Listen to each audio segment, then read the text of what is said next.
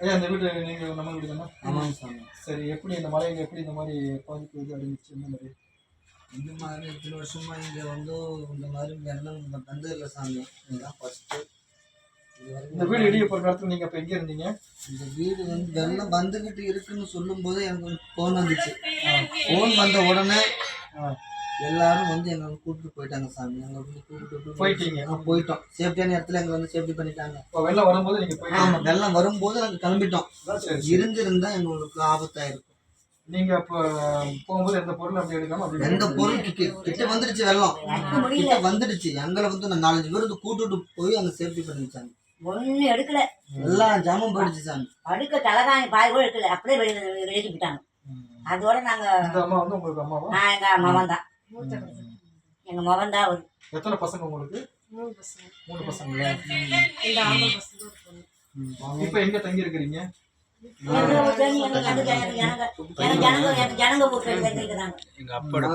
துணியில அங்க எங்க ஜனங்க ஆளுக்கு ஒரு புடவை கொடுத்தாங்க கட்டிக்கிட்டு. அதான் எங்க நிலைமை.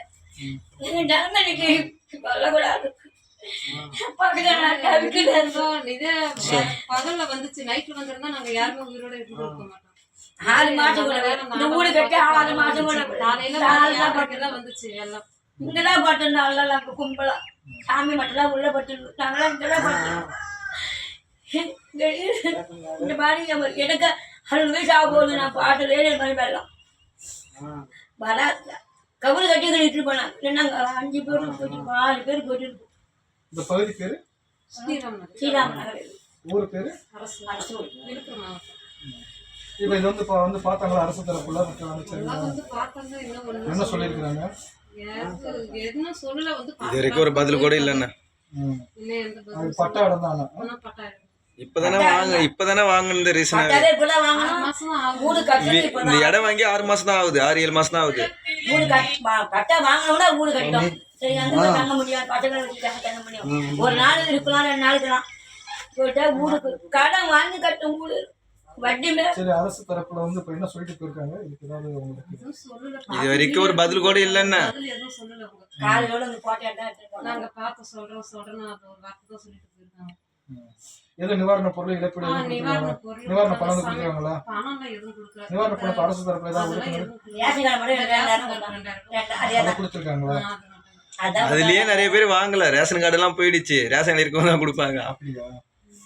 ரேஷன் கடையில உங்க பேரு சொன்னா அதுல எடுக்க முடியல. அப்படிதான் பார்த்து கொடுத்தாங்க. ஆமா, அப்ப என்ன பண்ண முடியும்? தெரியும்ல. அல்லாட்டு வந்த மாதிரி எங்களுக்கு 2000 வந்து கையில எங்களுக்கு எதுவுமே மிஞ்சல, மொத்தம் போயிடுச்சு. அல்லாட்டு கொடுக்குற மாதிரி பாதிப்பு பண்ணவங்க 2000, பாதிப்பு இருந்தாலும் 2000. அதே மாதிரிதான் போறாங்க அரசாங்கல. நாங்க இம்மா பாதிப்பு எங்களுக்கு 2000 தான். அல்லாட்டுக்கு அதே மாதிரி சரியாமல் கொடுக்குறாங்க. நல்லா இருக்கணும் 2000 தான். பார்த்து அவங்களை ஆர்வப்படுத்திட்டு அடுத்து மீண்டும் வர்றதுக்கான வேலையை பாருங்க. அரசு சம்பந்தப்பட்ட அதிகாரிகள்கிட்டையும் சம்பந்தப்பட்டு இருக்கக்கூடிய எம்எல்ஏ அமைச்சர்கள்ட்டையும் உங்களுடைய இந்த பாதிப்பு இழப்புகளையும் நீங்கள் ஒரு கோரிக்கை எடுத்து சொல்லுங்கள். நாங்களும் உங்களுடைய பாதிப்புகளையும் இந்த இழப்புகளையும் அரசு சம்மந்தப்பட்டவங்களுக்கு மக்கள் கவனத்துக்கு எடுத்து சொல்கிறோம். உங்களை பார்த்துட்டு ஆர்வம் சொல்லிட்டு போகலாம் அப்படின்னா நான் சென்னையிலேருந்து வந்துருக்கேன். சரி சரி, கொஞ்சம் ஆறுதல் படுத்திங்க. அப்போ நீ என்ன படிக்கிறமா?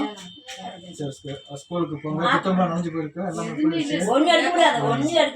சரி சரி, ஸ்கூலுக்கு போங்க. அதுக்காக கண்டினியூ அது படிக்கணும். நம்ம அடுத்த கட்டத்தில் என்ன செய்யணுமோ நம்ம பார்த்துக்கலாம். சரிங்களா? தைரியமா இருக்குங்கம்மா. நான் சொல்றேன், எடுத்து சொல்றேங்கம்மா. சரிங்களா? பார்த்துக்கலாம்.